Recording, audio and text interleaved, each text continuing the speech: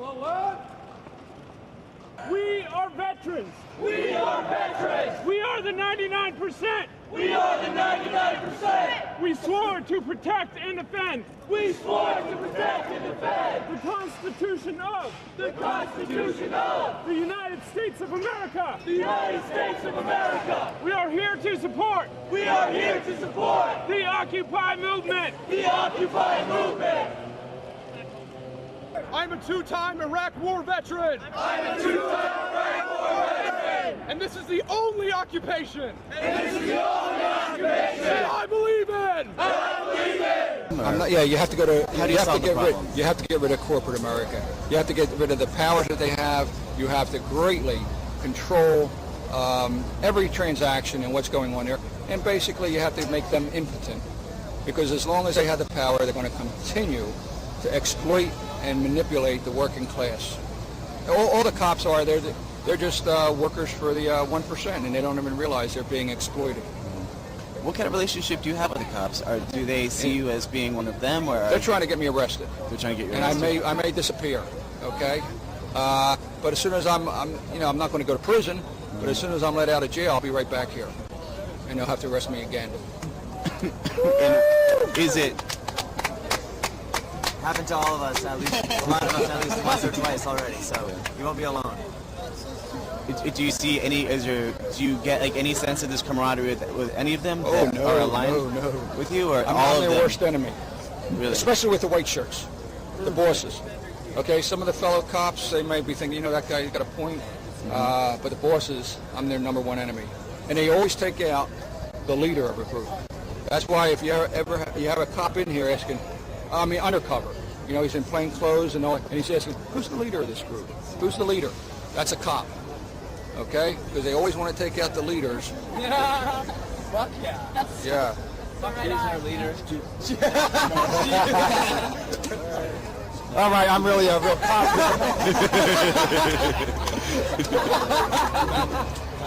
Of course. Do you have any suggestions for regular civilians such as myself?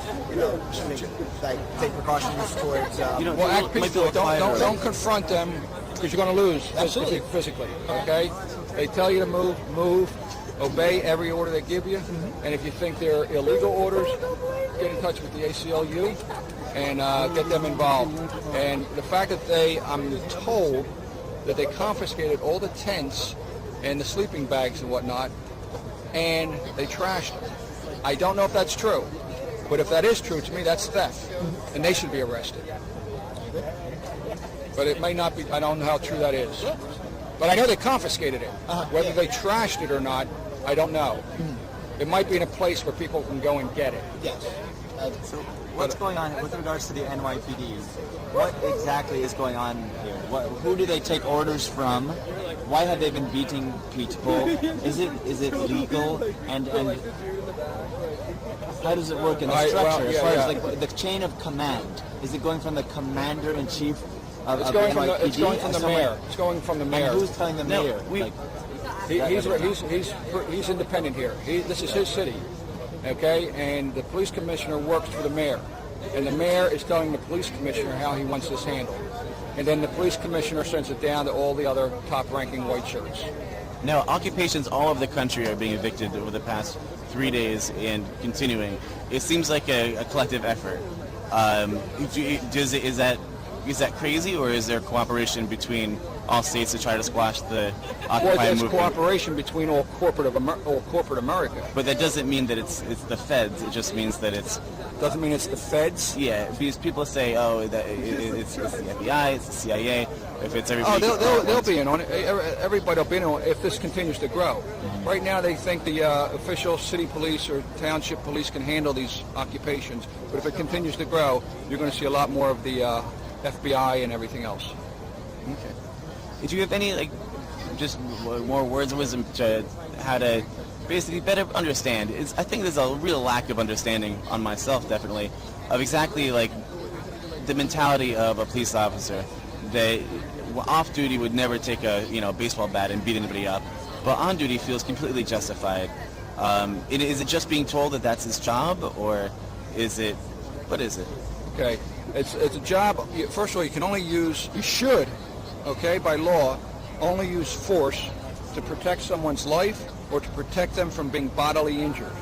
Okay, if you're not protecting somebody's life or protecting them from bodily injury, there's no need to use force.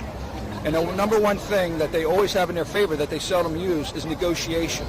Continue to talk and talk and talk to people. You have nothing to lose by that. But this bull rush, what happened last night, is totally uncalled for when they did not use negotiation long enough. Negotiation, there's never a downside to negotiation. And they complained about the park being dirty. Here they are worrying about dirty parks when people are starving to death, where people are freezing, where people are sleeping in subways, and they're concerned about a dirty park. That's obnoxious, it's arrogant, it's ignorant, it's disgusting.